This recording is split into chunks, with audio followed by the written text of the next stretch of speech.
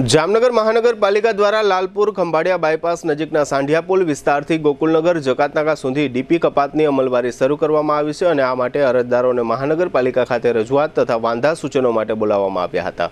આ તકે કમિશનર દિનેશ મોદી અને સિટી ઇજનેર ભાવેશ જાની મહાનગરપાલિકા વતી ઉપસ્થિત રહ્યા હતા।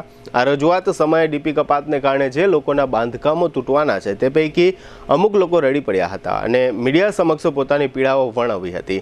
અત્રે ઉલ્લેખનીય છે કે સ્થાનિક લોકોના જણાવ્યા પ્રમાણે ભૂતકાળમાં 2 વખત તેમના બાંધકામો અહીં તોડી પાડવામાં આવ્યા હતા અને આ ત્રીજી વખત ડિમોલિશન માટેની કાર્યવાહીઓ શરૂ થઈ છે। આ પ્રકારના એક સ્થાનિક નાગરિક નાથાભાઈએ આ કપાત અંગે આપેલી વિગતો પ્રસ્તુત છે। 25 વર્ષથી હું ખાખીનગરમાં રહું છું। અહીંયા કોઈ માણસ નહોતું, તે દુનો અહીંયા ઝૂંપડાવાળીને અમે રહેતા હતા। 5-7 વર્ષથી અમે ભઠ્ઠીમાં કામે જઈને માંડ મકાન બનાવ્યા। એમાં ધરતીકંપમાં મારે એકવાર મકાન પડી ગયા, સરકાર અમને સહાય કરી મકાન બનાવ્યા। હવે રોડવાળા એકવાર અમારું દિવાલને મકાન પાડી ગયા, અમે બીજી વાર બનાવ્યા। તે પછી પાટાવાળા બીજા પાટા કાઢ્યા, તો હવે બીજી 80 ફૂટનો રોડ કાઢ્યો, તો અહીં અમારી દિવાલ પાડી ગયા।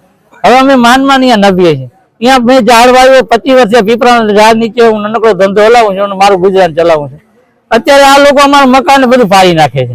હવે અમારે જવું કે અમે બધાને રજૂઆત કરી, કોર્પોરેટર અમારું કોઈ અમારે સાંભળતું નથી। ખાલી મારે પીપળાની દાળ મારી દુકાન ઉપર નમે છે તો કોર્પોરેટરને 4 વાર કીધું મારું સાંભળ, પીપળાની દાળ પરસેન્ટ તો અમે અત્યારે આ બધા ભાઈઓ અમારા પાડોશી છે,